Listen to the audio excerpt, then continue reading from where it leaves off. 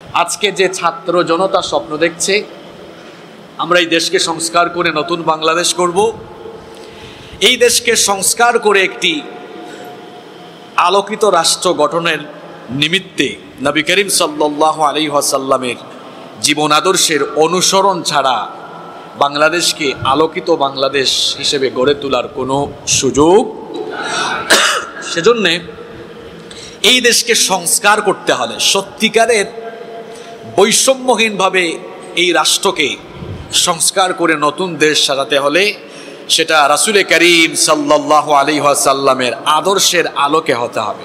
কারণ আমাদের নবীর জীবনে, নবীজির জীবনীর ভেতরে সকল সেক্টরের জন্য আদর্শ আছে না নাই? আমার আপনার নবী রাহমাতাল লিল আলামিন প্রিয় নবী মুহাম্মদুর রাসূলুল্লাহ সাল্লাল্লাহু আলাইহি ওয়াসাল্লামকে আল্লাহ এমন এক চরিত্র দিয়েছেন, তার এই চরিত্রের ভেতরে মানব জীবনের প্রতিটি দিক এবং বিভাগের জন্য অনুসরণীয় অনুকরণীয় আদর্শ রয়েছে।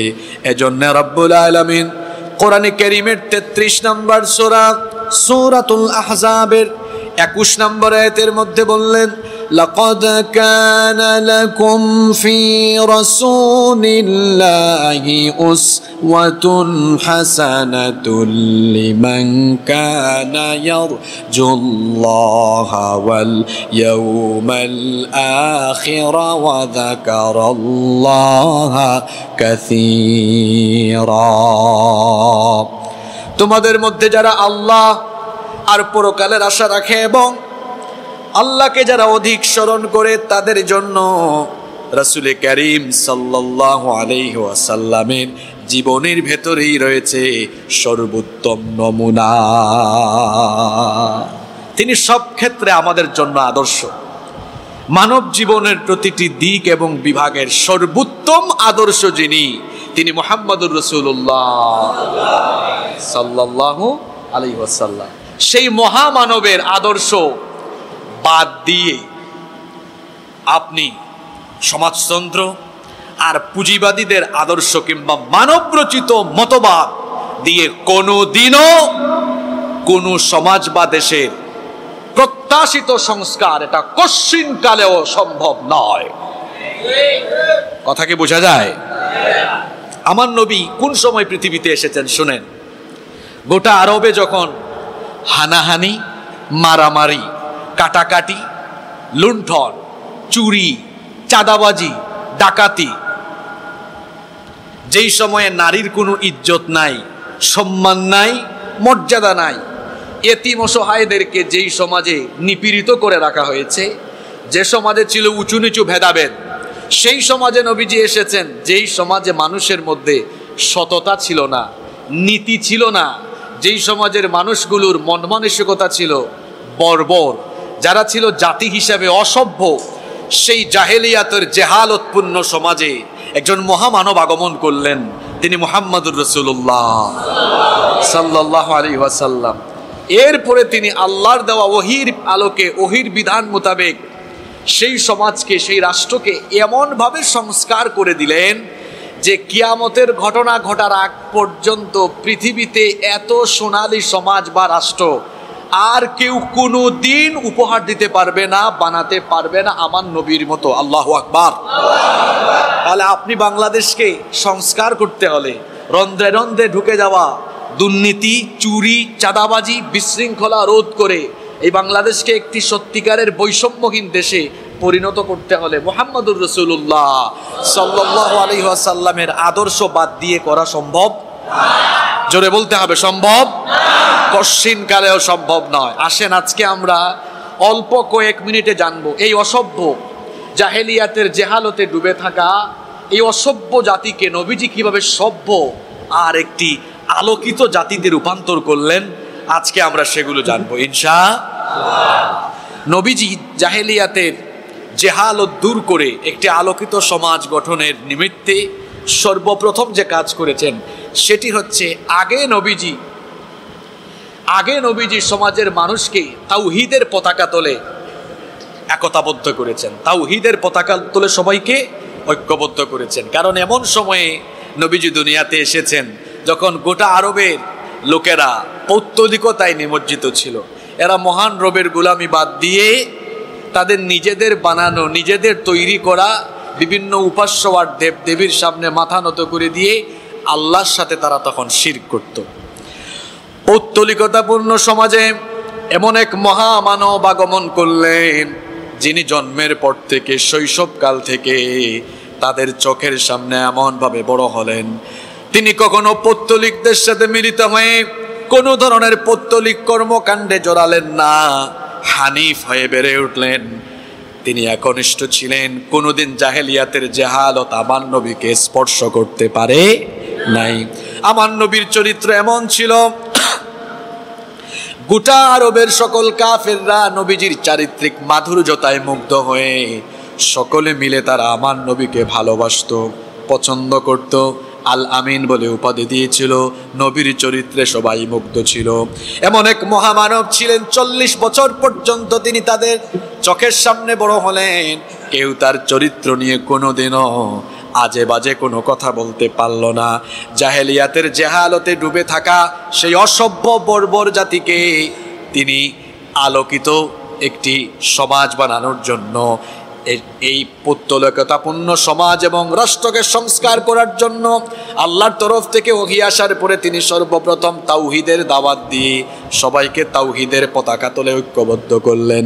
আল্লাহর নবী ঘোষণা দিলেন, শোনো, তোমরা যারা এক আল্লাহর গোলামি বাদ দিয়ে তোমাদের তৈরি করা উপাস্যদের উপাসনা করো, তারা তোমাদের উপাসনা ইবাদত পাওয়ার যোগ্য নয়, বরং ইবাদত করতে হবে তার যিনি তোমাদেরকে সৃষ্টি করেছেন, যিনি তোমাদেরকে বানিয়েছেন, আসমান জমিনকে সুন্দর করে যিনি বানিয়েছেন, সেই রবের ইবাদত করো। আর সেই রব আমাদেরকে তোমাদের হেদায়েতের জন্য পাঠিয়েছেন, আমার রিসালতের উপরেও ঈমান আনো। আল্লাহর নবী বললেন, কুলু লা ইলাহা ইল্লাল্লাহ তুফলিহুন, যদি দুনিয়া আখিরাতে সফল হতে চাও তাহলে কালেমার ঘোষণা দাও, লা ইলাহা ইল্লাল্লাহ মুহাম্মাদুর রাসূলুল্লাহ সাল্লাল্লাহু। পৌত্তলিকতায় ডুবে থাকা একটি সমাজ, একটি রাষ্ট্রের মানুষকে সর্বপ্রথম তাওহীদের কথা বললেন, সবকিছু ছাড়ো, তাওহীদের পতাকা তলে আবদ্ধ হও। আর আমাকে যে আল্লাহ রেসালত দিয়ে পাঠিয়েছেন, এই রেসালতের সত্যতা মেনে নাও, আমাকে নবী হিসাবে মানো। আর নবীজি তাদের সামনে আখিরাতের কথা বললেন। তোমরা মনে করো এই দুনিয়ার পরে আর কোনো জীবন নেই, অথচ দুনিয়ার পরে আরেকটা জীবন আছে না নাই? জোরে বলেন, আছে না নাই? সেই পরকালীন জীবনের কথা বললেন, যেখানে মৃত্যুর পরে হিসাব নিবেন, বিচার নিবেন যিনি, তিনি কি? নবীজি বললেন, তোমরা এই সমাজে তোমাদের নিজেদের বানানো তৈরি করা আইন দিয়ে সমাজ আর রাষ্ট্র পরিচালনা করছো না, সৃষ্টি যার আইনও চলবে। শুনতেছেন আপনারা? মনোযোগ আছে? কষ্ট হচ্ছে না তো? দেখেন, আমি পয়েন্ট বাই পয়েন্ট বলে যাব। নবীজি কিভাবে এই গোটা আরবকে সংস্কার করে দিলেন। প্রথমে সবাইকে তাওহীদের পতাকা তলে একত্রিত করলেন। সবাই যখন ঈমান আনবে, তখন বলেন তো, ঈমান আনার পরে একজন আরেকজনের কি হয়ে যাবে? জোরে মাশাআল্লাহ বলেন, কি হয়ে যাবে? জোরে বলেন। দেখেন কিভাবে আরব বদলে যাচ্ছে। আমার নবী তাদেরকে ঈমানের পতাকা তলে আবদ্ধ করার আগে এরা এত খারাপ ছিল, তাদের শাসন ব্যবস্থা ছিল গোত্রতান্ত্রিক। বিভিন্ন গোত্রে গোত্রে তারা বিভক্ত ছিল, বিভিন্ন গোত্রের এক একজন লিডার থাকতেন, তারা তাদের গোত্রকে, বংশকে লিড দিতেন। ছোটখাটো ঠুনকো বিষয় নিয়ে তারা হানাহানি, মারামারি, লুণ্ঠন, চাঁদাবাজিতে লিপ্ত হয়ে যেত। কখনো কখনো রক্তক্ষয়ী যুদ্ধ সংঘর্ষে তারা নিমজ্জিত হয়ে যেত। নবীজি যখন ঈমানের ঘোষণা দিয়ে, তাওহীদের ঘোষণা দিয়ে সবাইকে ঈমানের পতাকা তলে ঐক্যবদ্ধ করলেন, নবীজি বললেন, শোনো, যারা ঈমান এনেছো, ঈমানের সম্পর্ক রক্ত সম্পর্কের চাইতেও বড়। সুবহানাল্লাহ পড়বেন না? ঈমানের সম্পর্ক রক্ত সম্পর্কের চাইতেও বড়। আফ্রিকা পশ্চিমা দেশে বসবাস করে এমন কোনো ব্যক্তি যদি ঈমান আনে, সে আমাদের, তার সাথে আমার রক্তের বা বংশের সম্পর্ক আছে? আছে ঈমানের সম্পর্ক। কিসের সম্পর্ক আছে? মাইক এতক্ষণ ঠিক ছিল। কি সম্পর্ক? এখন নবীজি এদেরকে যখন ইমানি সম্পর্কে আবদ্ধ করলেন, শুনেন উদাহরণ দেই, আজকে একটু আপডেট যুগের সাথে তাল মিলিয়ে আলোচনা হবে। আমার দিকে তাকান। মনে করেন উনি আর উনি, এরা জাহেলি যুগে ইমান আসার আগে দুই বংশের ছিলেন, এক বংশ আর এক বংশ কিলাকিলিয়া গুতাগুতি। দুজনে যখন ইমান এনেছে, নবীজি বললেন শোনো, তার সাথে তুমি আর গুতাগুতি করতে পারবা না, কারণ উনি আপনার ইমানি ভাই। সুবহানাল্লাহ। শত্রুতা আছে আর বলেন, শত্রুতা আছে, দুশ্মনী আছে। এই যে দুশ্মনীটা বিলীন হয়ে গেল, এটা আল্লাহ কোরআনে কারিমে বলছেন। কোরআনে কারিমের 3 নম্বর সূরা, সূরা আলে ইমরানের 103 নম্বর আয়াতে আল্লাহ বলেছেন, ওয়াযকুরু নি'মাতাল্লাহি আলাইকুম ইয কুনতুম আ'দাআন ফাআল্লাফা বাইনা কুলুবিকুম ফাআসবাহতুম বিনি'মাতিহি ইখওয়ানা। আর তোমাদের উপরে আল্লাহ প্রদত্ত নেয়ামতের কথা তোমরা স্মরণ করো, যখন তোমরা ছিলে পরস্পর শত্রু, এরপরে আল্লাহ তোমাদের অন্তরে ভালোবাসা সঞ্চার করে দিয়েছেন। যখন আল্লাহ তোমাদের অন্তরে ভালোবাসা সঞ্চার করে দিয়েছেন, তোমরা আর শত্রু রইলে না, পরস্পর ভাই ভাই হয়ে গেলে। সুবহানাল্লাহ। আমরা যদি বাংলাদেশকে নতুন করে সাজাতে চাই, এই ঠেলাঠেলি, এই বৈষম্য দূর করতে হবে। আমার দিকে তাকান। স্বৈরাচারেরা 15 বছর আপনার উপরে হামলা করেছে, এখন যদি আপনিও হামলা করেন, তার সাথে আপনার পার্থক্য রইল? কথা বলছেন না কেন? নবীজি দাওয়াত দিয়েছেন, দাওয়াত দিয়ে 2 বংশের 2 জনকে মুসলমান বানিয়েছেন। নবীজি বললেন আর ঠেলাঠেলি নাই, ঠেলাঠেলি নাই। ইসলাম বদলা নিতে শেখায় না, ইসলাম বদলে দিতে শেখায়। স্বৈরাচাররা আপনার উপরে, আপনার দেশের উপরে নিপীড়ন চালিয়েছে, দেশকে লুটে পুটে খেয়েছে। আপনি এখন তাদের উপরে প্রতিশোধ পরায়ণ না হয়ে, হ্যাঁ, যারা দাগী অপরাধী, দেশের আইন অনুযায়ী তাদের বিচার হবে, কিন্তু আইন নিজের হাতে তুলে নিয়ে আপনি আবার মুরলগিরি দেখাতে যাইয়েন না। তারা বাংলাদেশ বদলে দিতে পারেনি, আপনি আবার স্বৈরাচারী শাসনের বদলা হিসাবে বাংলাদেশকে যদি বদলে দিতে পারেন, এটাই আপনার সফলতা। কথা কি বোঝা যায়? আল্লাহ নবী আরবকে কিভাবে সংস্কার করলেন? 1 নম্বর পয়েন্ট বলেছিলাম, তিনি মানুষকে যে পতাকা তলে ঐক্যবদ্ধ করলেন, সেটা কিসের ভিত্তিতে? তাওহীদের ভিত্তিতে, ইমানের ভিত্তিতে। কিসের ভিত্তিতে? 2 নম্বর, এদের মধ্যে ভ্রাতৃত্বের সম্পর্ক আল্লাহ নবী কি করলেন? পয়দা করে দিলেন, যে যারা ইমান এনেছো, একজন আরেকজনের। আজকে যদি আমাদের আলেম উলামা সহ ইসলামপন্থীদের মধ্যে এই ভাই ভাইয়ের সম্পর্ককে আমরা বিদ্যমান রেখে একজন আরেকজনকে গুতাগুতি ঠেলাঠেলি আর এক পক্ষ আরেক পক্ষের বিরোধিতা না করে ভ্রাতৃত্বকে আরো মজবুত করতে পারি, তাহলে দেশে ইসলামপন্থীদের শক্তি বাড়বে না কমবে? আল্লাহ নবীর ফর্মুলা গ্রহণ করতে হবে। ইমানি চেতনায় উদ্বুদ্ধ হয়ে তাওহীদের ভিত্তিতে গোটা উম্মাহকে ঐক্যবদ্ধ হয়ে যেতে হবে, তবেই মুহাম্মদুর রাসূলুল্লাহ সাল্লাল্লাহু আলাইহি ওয়াসাল্লামের আদর্শের বাস্তবায়ন সমাজে, রাষ্ট্রে কায়েম করা যাবে, বাস্তবায়ন করা যাবে ইনশাআল্লাহ।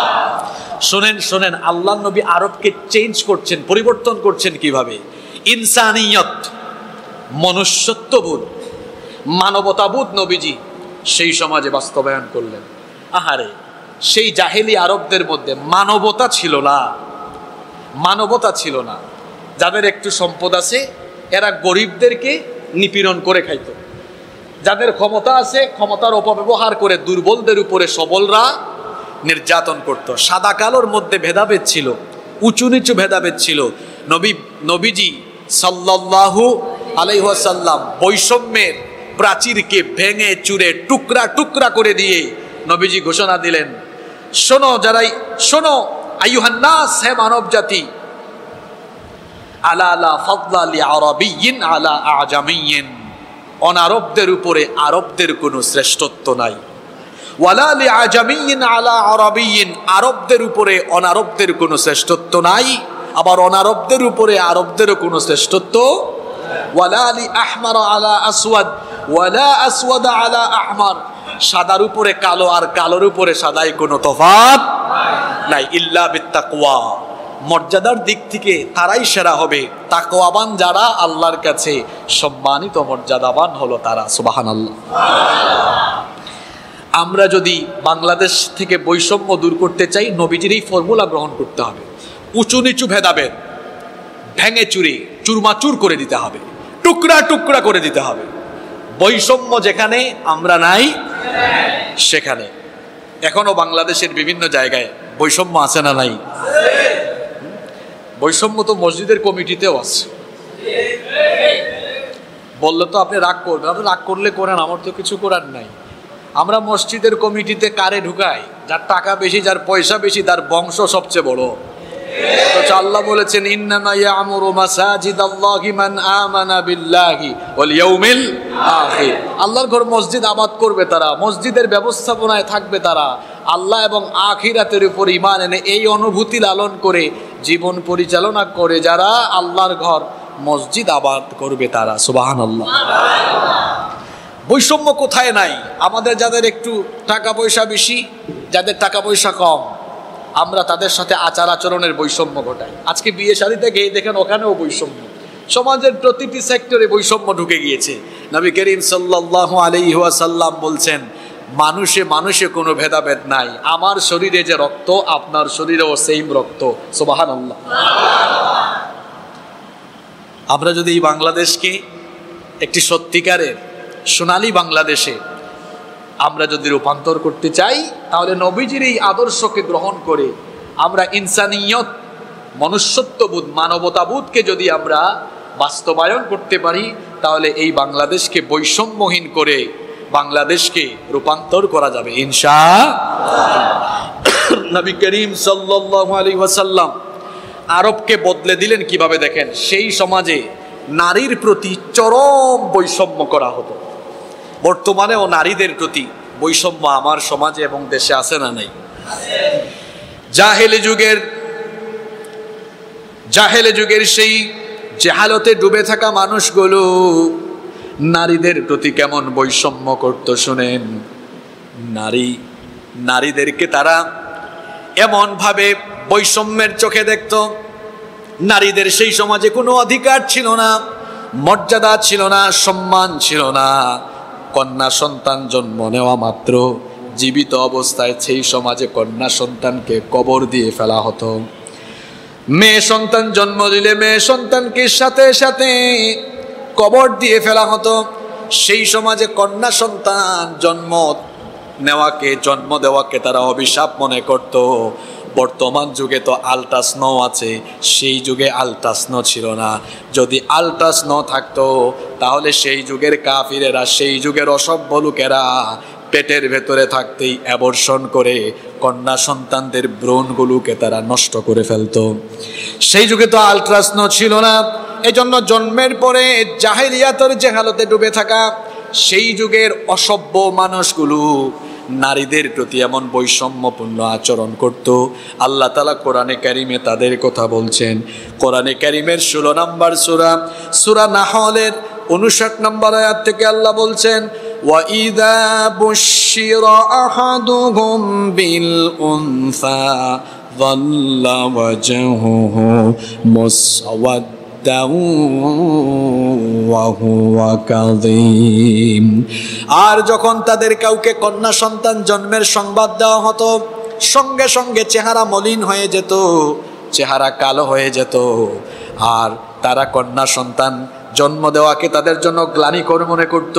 ইয়াতাওয়ারা মিনাল কওমি মিন সুই মা বুশিরা বিহি আয়ুমসিকুহু আলা হুনিন আম ইয়াদুসসুহু ফিত তুরাবি আলা সাআ মা ইয়াহকুমুন।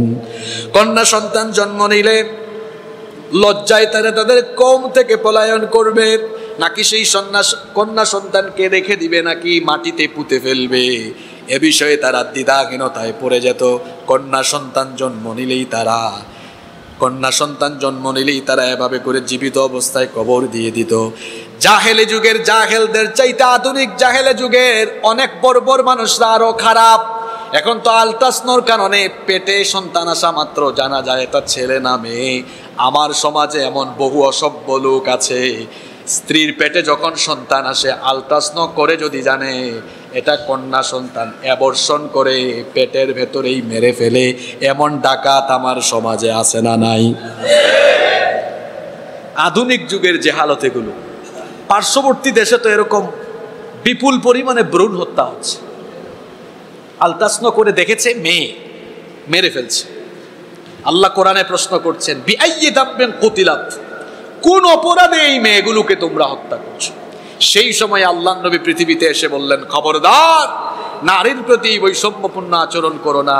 যে ঘরে কন্যা সন্তানের জন্ম হয় সেই ঘরে আল্লাহ রহমতের ফেরেশতা পাঠান। সুবহানাল্লাহ। নারীর অধিকার প্রতিষ্ঠা হলো। কন্যা হিসাবে, মেয়ে হিসাবে, বোন হিসাবে, স্ত্রী হিসাবে, মা হিসাবে ইসলাম নারীর অধিকার প্রতিষ্ঠা করল। যেহেতু খুব গরম, আমি লম্বা চড়া কথা বলবো না, আপনাদেরকে সংক্ষেপে বলছি, শোনেন। নারীর বৈষম্য নবীজি দূর করলেন। আজকের এই বাংলাদেশেও নারীর প্রতি বৈষম্য আছে না নাই?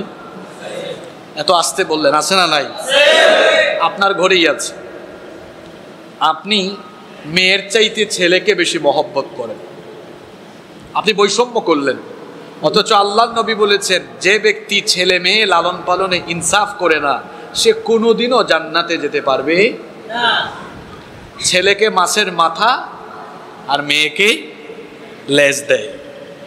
মেয়ে অসুস্থ হইলে এলাকার ডাক্তার, ছেলে অসুস্থ হইলে একদম শহরে।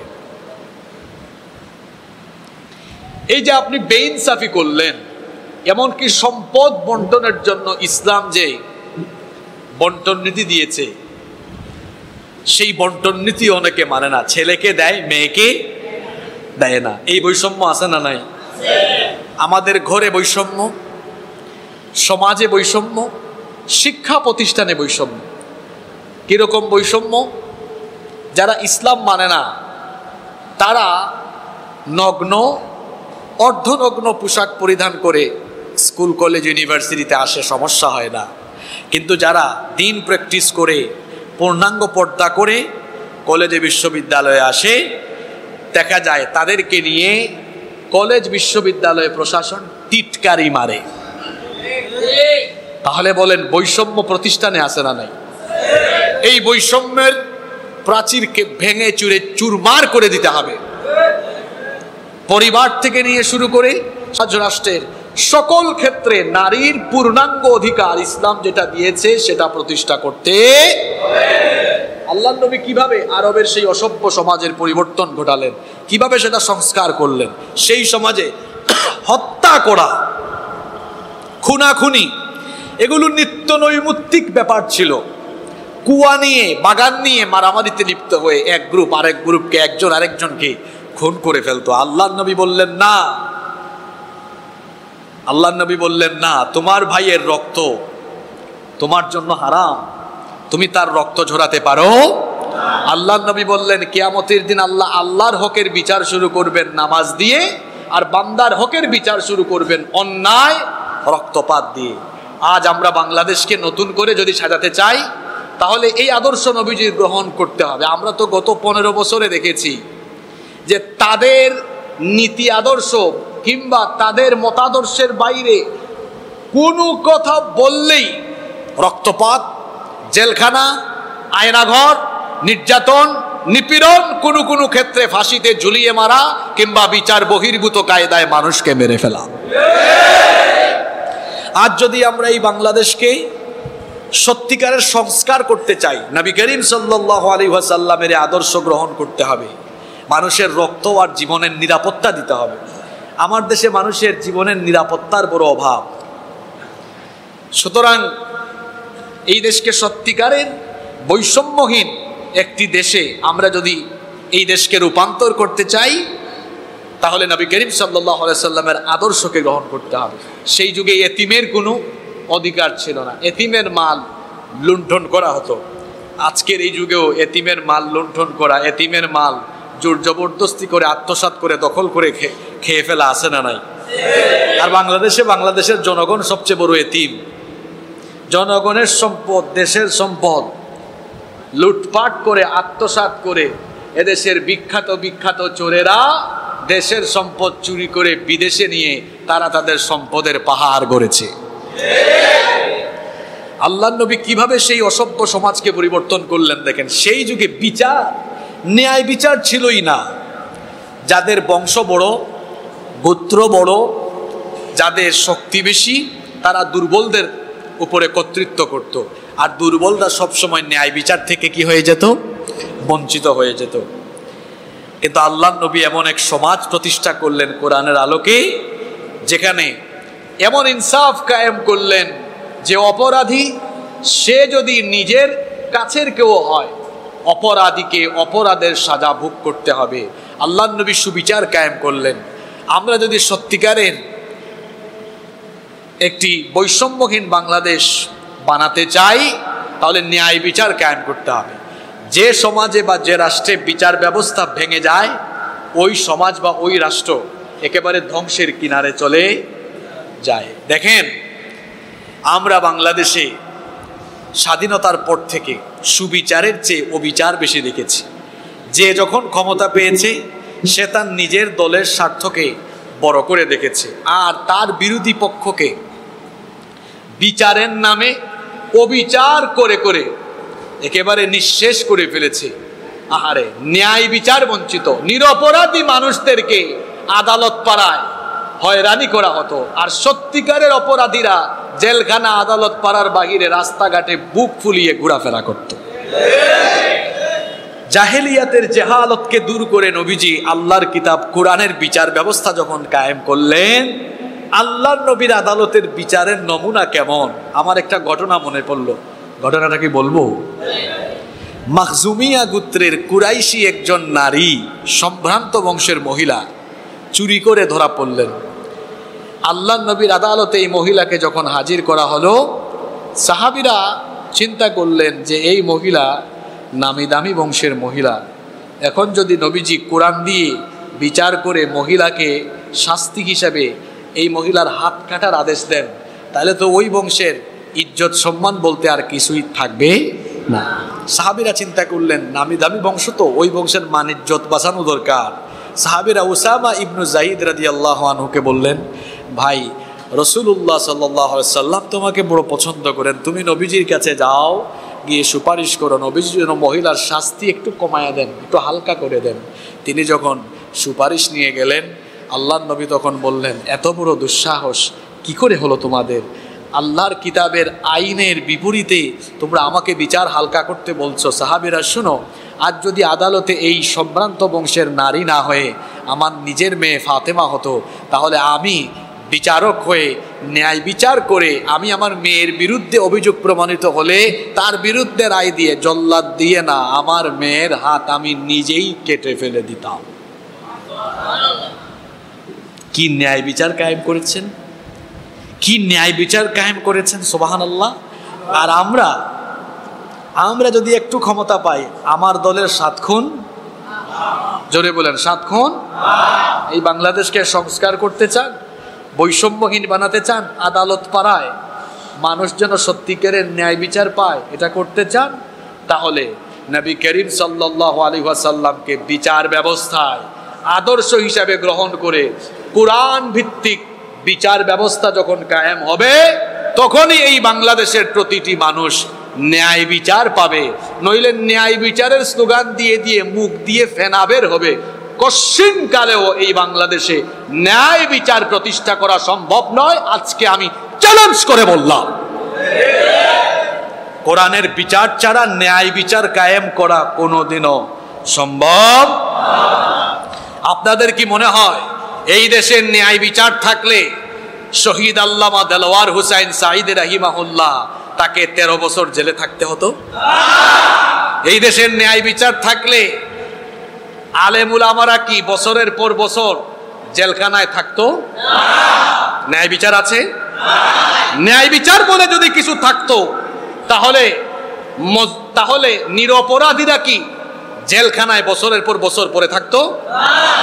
তাহলে বোঝা গেল আমরা মানুষরা যে আইন বানিয়ে আমাদের আদালত পাড়া আর বিচারাঙ্গনে আমরা যে আইন দিয়ে আমরা বিচার করছি, এই আইন কোনোদিনও ন্যায় বিচার প্রতিষ্ঠা করতে পারবে না।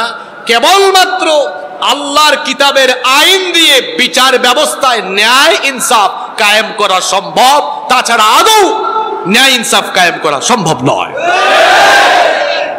কিভাবে বদলে দিলেন আমার নবী, ন্যায় বিচার কায়েম করলেন।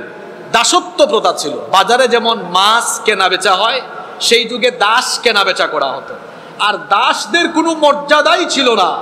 আল্লাহর নবী তিনি এমন এক মহামানব, তিনি এসে এই দাস প্রথা মূলে কুঠারাঘাত করলেন, এটার মূল উৎপাটন করে দিলেন।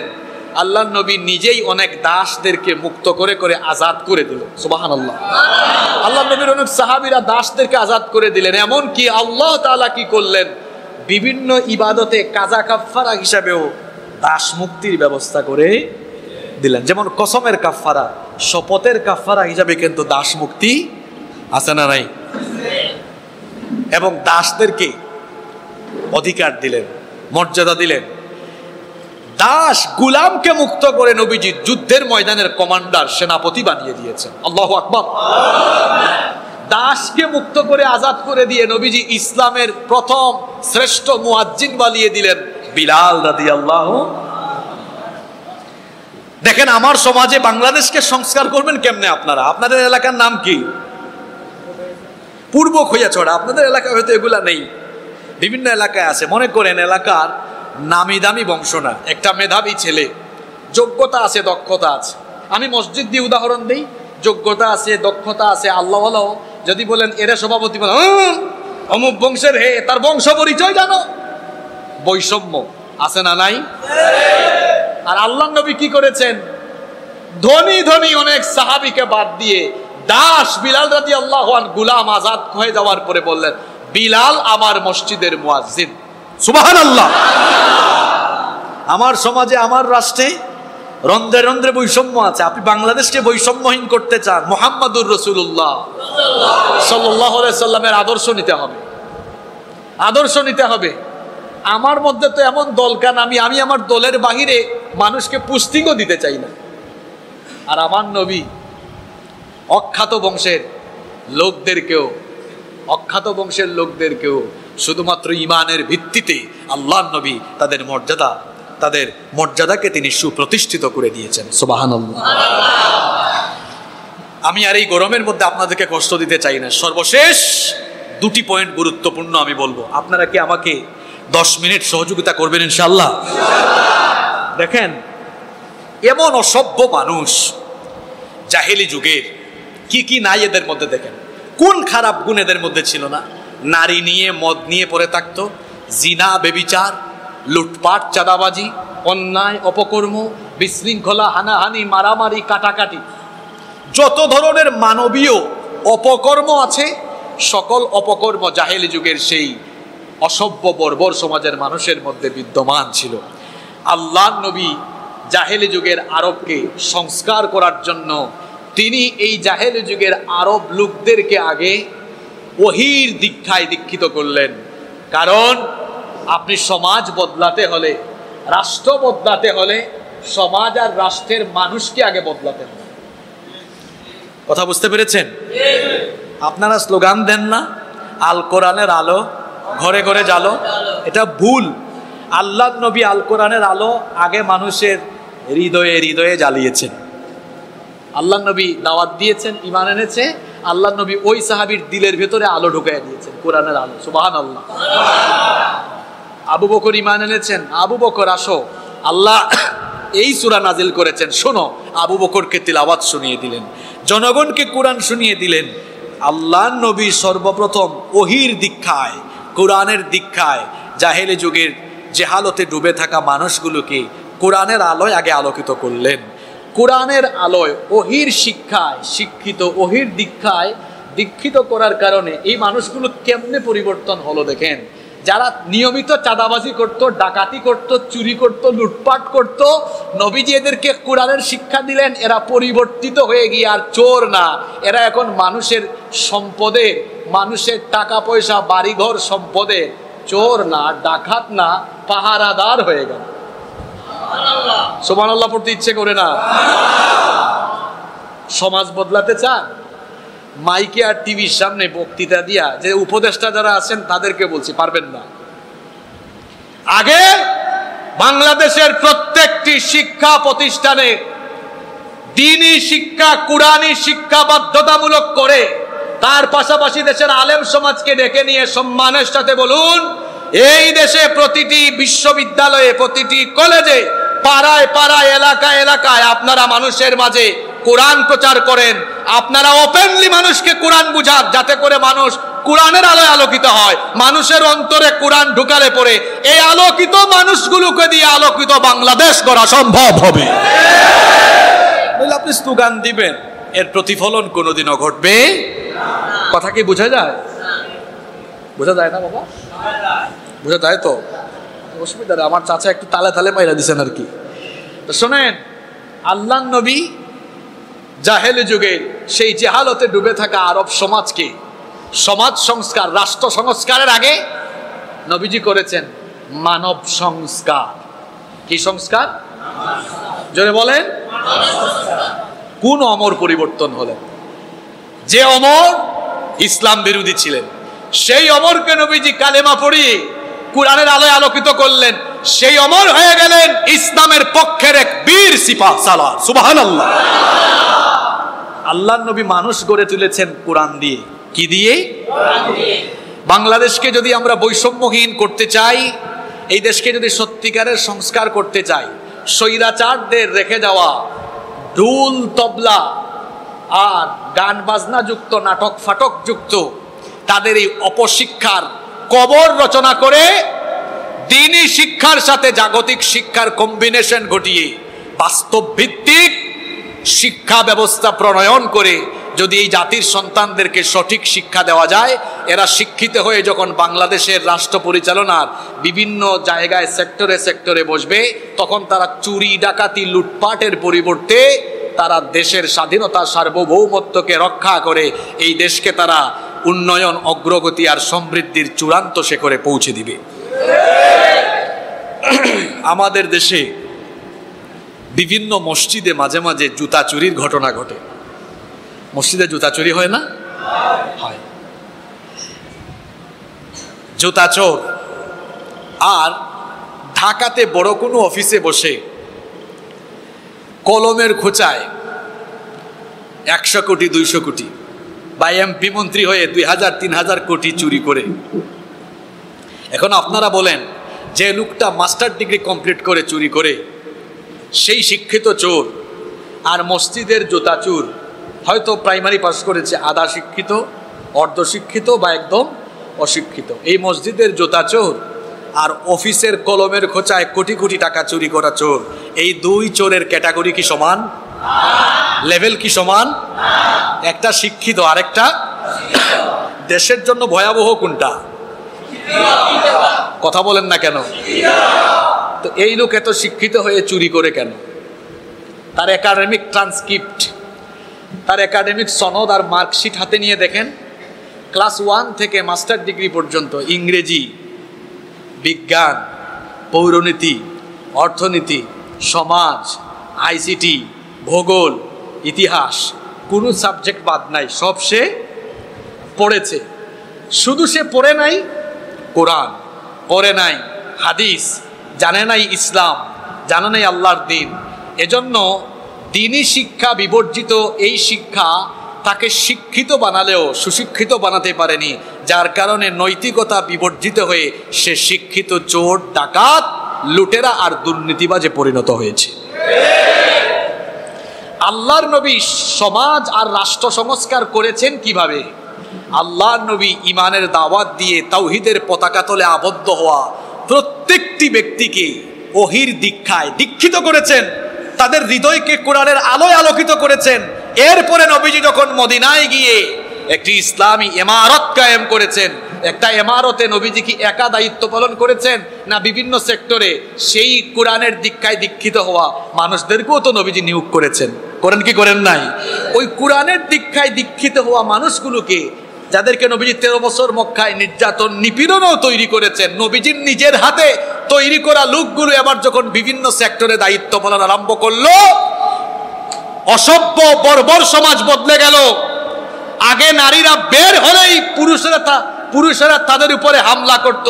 আল্লাহর নবী কোরআনের ওহির আয়নায়, ওহির আলোয় আলোকিত মানুষ বাড়ালেন। এখন তারা নারীর ইজ্জতের লুণ্ঠনকারী নয়, তারা হয়ে গেল নারীর ইজ্জতের পাহারাদার। সুবহানাল্লাহ। আমার দেশের কলেজ বিশ্ববিদ্যালয়গুলোতে মেয়েরা নিরাপদ না, ইফটিজিং এর শিকার হয়। আপনি কলেজ বিশ্ববিদ্যালয়ের যে বইগুলো পড়ানো হয় এর সাথে কোরআন হাদিস আর নবীজির সিরাত ঢুকায়া দেন, আল্লাহর কসম কলেজ বিশ্ববিদ্যালয়ের ছেলেরা মেয়েদেরকে দেখলে পরে ইফটিজিং করবে না, বরং সালাম দিয়ে সম্মানের সাথে রাস্তা ছেড়ে দিবে। বাংলাদেশে যারা উপদেষ্টা মণ্ডলী আছেন এগুলো শুনেন, রাষ্ট্র সংস্কার করতে চান, মুহাম্মদুর রাসূলুল্লাহ সাল্লাল্লাহু আলাইহি ওয়াসাল্লামের আদর্শ গ্রহণ করে আপনি সংস্কার করেন, এই দেশ বদলে যাবে ইনশাআল্লাহ। আল্লাহর নবী তাই করেছেন। চিন্তা করেন তো, জাহেলি যুগের কুখ্যাত চোর, কুখ্যাত ডাকাত ঈমান আনার পরে নবীজি এদেরকে ওহির আলোয় আলোকিত করার পরে এরা হয়ে গেল সমাজের সবচাইতে ভালো মানুষ। সুবহানাল্লাহ।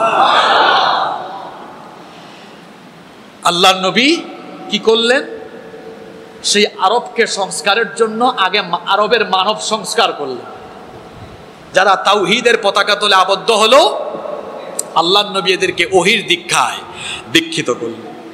রব্বুল আলামিন এই কথা কোরআনে কারীমের 3 নম্বর সূরা আলে ইমরানের 164 নম্বর আয়াতে বলছেন, লাকাদ মান্নাল্লাহু আলাল মুমিনিনা ইয বাআসা ফীহিম রাসূলাম মিন আনফুসিহিম ইয়াতলু আলাইহিম আয়াতিহি ওয়া يزكيهم ويعلمهم الكتاب والحكمة وإن كانوا من قبل لفي ضلال مبين।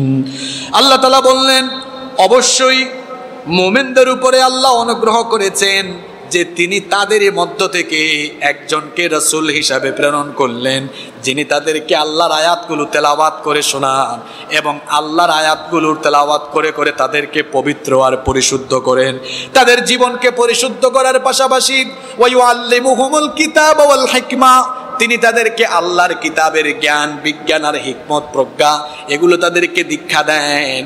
ওয়া ইন কানু মিন ক্বাবলু লাফি দালালিম মুবিন, আল্লাহর কাছ থেকে ওহির জ্ঞান আসার আগ পর্যন্ত এরা ছিল সুস্পষ্ট গুমরাহির ভেতরে নিমজ্জিত। সুস্পষ্ট গুমরাহিতে নিমজ্জিত থাকা জাহেলে যুগের সেই বর্বর অসভ্য মানুষগুলোকে আল্লাহর নবী যখন আল্লাহর কিতাবের জ্ঞান দিয়ে যখন তাদেরকে আলোকিত করলেন, এই আলোকিত মানুষগুলোকে দিয়ে আল্লাহর নবী আলোকিত সমাজ, আলোকিত একটি রাষ্ট্র গঠন করলেন। আপনারা বলেন, নবীজির মতো আদর্শ রাষ্ট্রপ্রধান পৃথিবীতে আজ পর্যন্ত এসেছে? এসেছে? আসার সম্ভাবনা আছে? বাংলাদেশকে আপনারা কত বছর হইল স্বাধীনতার পরে? ৭১ থেকে ২৪, কত? ৫৩ বছরে বদলাইতে পারেন নাই।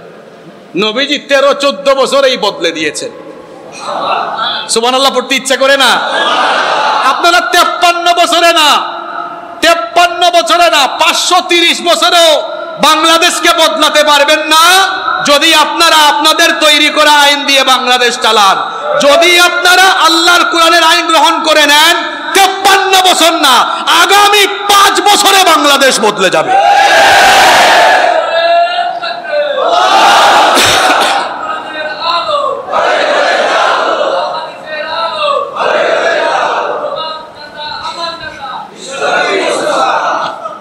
আপনারা গত ৫৩ বছর বাংলাদেশে বহু দলের শাসন দেখেছেন, বহু নেতার শাসন দেখেছেন। যে দল আর যে নেতারাই যখন দায়িত্ব পেয়েছেন, চুরি কম হোক বেশি হোক সবাই করেছেন, একমাত্র ইসলামপন্থীরা বাদে। ইসলামপন্থীরা বাংলাদেশে এখনো পর্যন্ত যে সকল সেক্টরে দায়িত্ব পালন করেছেন, ইসলামপন্থীরা এবং আলেম ওলামারা কখনোই দুর্নীতি করেছেন? আপনারা এদেশে বহু দলের শাসন দেখেছেন, বহু নেতার শাসন দেখেছেন। আপনারা গত 53 বছরে যেটা দেখেন নাই সেটা হলো আল্লাহর কোরআনের শাসন। এখন আমরা আপনাদেরকে বলবো, যেটা দেখেন নাই সেটা দেখার জন্য একবার আপনারা দেশের দায়িত্ব ইসলামপন্থীদের হাতে, আলেম উলামাদের হাতে সুপর্দ করে দিয়ে দেখেন, ইনশাআল্লাহ এই বাংলাদেশ বদলে যাবে ইনশাআল্লাহ। আলেম ওলামারা যে চুরি করবে না, এর একটা উদাহরণ আপনাদেরকে দেই। আপনারা জানেন বাংলাদেশে বহু ইসলামী দল আছে। বিভিন্ন ইসলামী দলের অনেক ব্যক্তিবর্গ এবং আলেম ওলামারা দেশের তৃণমূল পর্যায় থেকে ঊর্ধ্বতন পর্যায় পর্যন্ত বিভিন্ন সময় দায়িত্ব পালন করেছেন। আপনারা জানেন আলেম ওলামারা এবং ইসলামপন্থীরা এখন ইউনিয়ন পরিষদের মেম্বার থেকে শুরু করে চেয়ারম্যান, উপজেলা পরিষদের চেয়ারম্যান, ভাইস চেয়ারম্যান, পৌরসভা এবং সিটি কর্পোরেশনের কাউন্সিলর, মেয়র, এমনকি পার্লামেন্ট মেম্বার পর্যন্ত বাংলাদেশে আলেম ওলামা এবং ইসলামপন্থীরা হওয়ার রেকর্ড আছে না নাই?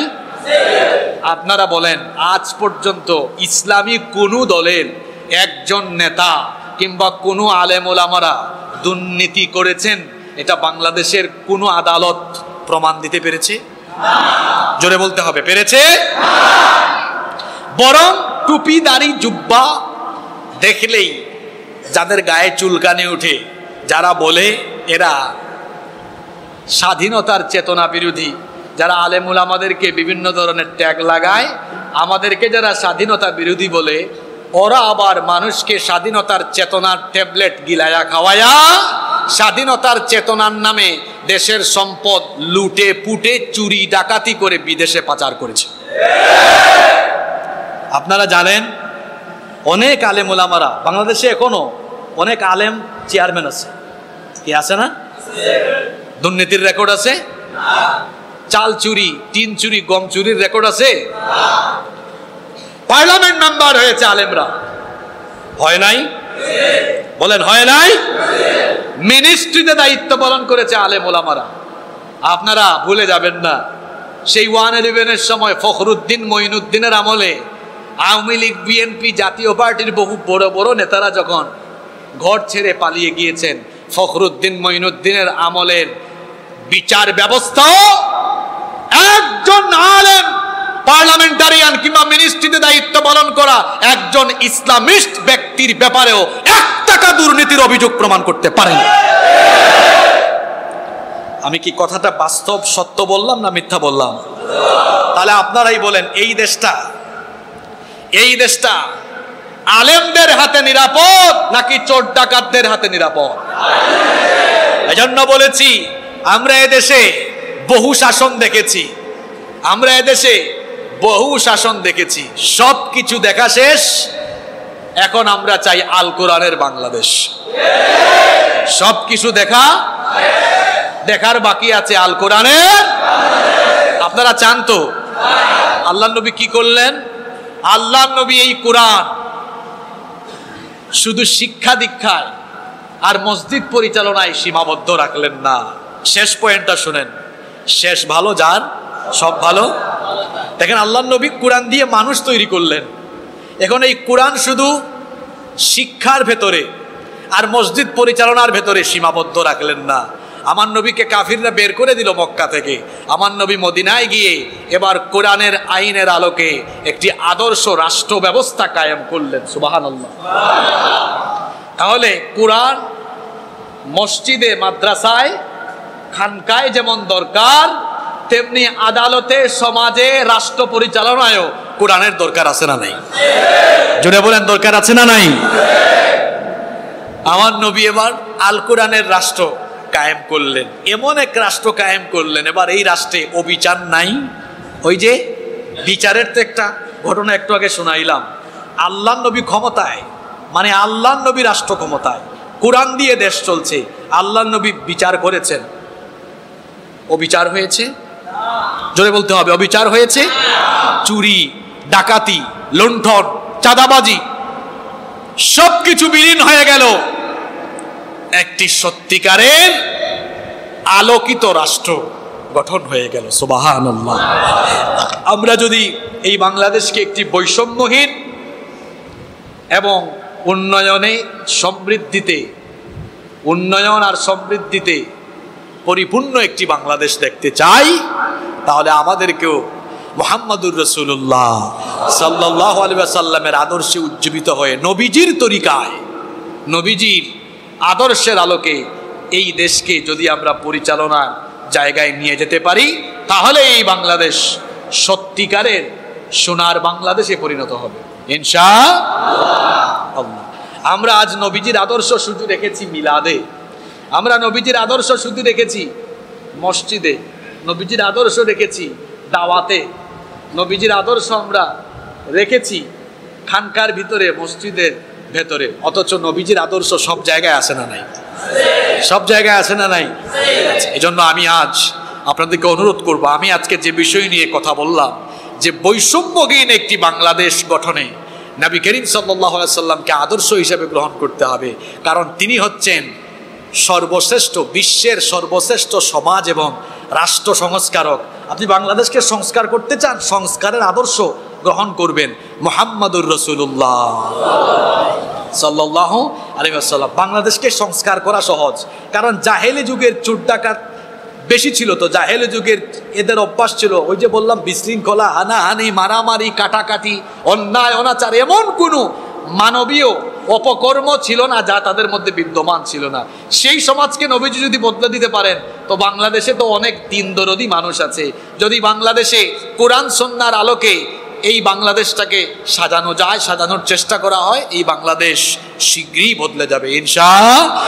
এজন্য আসুন এই বাংলাদেশকে আমরা বৈষম্যহীনভাবে, আমরা যদি এই বাংলাদেশকে সাজাতে চাই, আসুন আমরা এই রবিউল আউয়াল মাসে এই সিদ্ধান্ত, এই প্রতিজ্ঞা আমরা গ্রহণ করি যে আমরা এই বাংলাদেশকে পরিচালনার জন্য নবী করিম সাল্লাল্লাহু আলাইহি ওয়াসাল্লামের আদর্শে আদর্শিত যারা, তাদের সাথে থেকে নবীজির আদর্শ কায়েমে, নবীজির সুন্নাহ বাস্তবায়নে, আল্লাহ নবী যেভাবে তার সাহাবীদেরকে নিয়ে দিন কায়েম করেছেন, আমরাও সবাই ঐক্যবদ্ধ হয়ে গিয়ে আল্লাহর জমিনে আল্লাহর দিন কায়েম করে, কোরআনী শাসন কায়েম করে, কোরআনের বিজয় ঘটিয়ে, ইসলামের বিজয় ঘটিয়ে আমাদের উপরে হয়ে যাওয়া সকল অন্যায় অবিচারের বদলা নিব ইনশাআল্লাহ। এজন্য আমরা সবাই কোরআনের সাথে, কোরআনের আন্দোলনের সাথে শামিল হয়ে যাব। আমরা পারবো না ইনশাআল্লাহ? আমরা সবাই আল কোরআনের শাসন চাই কি চাই না? নবীজির আদর্শের বাস্তবায়ন চাই কি চাই না? আমরা এমন আদর্শ চাই, আল্লাহর নবী তিনি রাষ্ট্রপ্রধান, আবার তিনি মসজিদে নববীরও ইমাম। আমরা এমন সমাজ, ব্যক্তিগত সমাজকে পরিচালনা করবেন যারা সমাজ পরিচালনার পাশাপাশি মসজিদ পরিচালনা করারও যোগ্যতা রাখে। আল্লাহর নবী সেটাই করে গিয়েছেন। আসুন আমরা সবাই রাষ্ট্র সংস্কারের জন্য নবী করিম সাল্লাল্লাহু আলাইহি ওয়াসাল্লামের এই আদর্শ গ্রহণ করি, এবং নবীজির আদর্শকে গ্রহণ করতে হলে নবীজিকে জানতে হবে, নবীজি সম্পর্কে আমাদের সবাইকে জানতে হবে। আমরা নবী প্রেম দেখাই, অথচ বেশিরভাগ মানুষ এখনো আমরা নবীজির জীবনী একবারও পড়তে পারি নাই, এমন মানুষও আছে না নাই?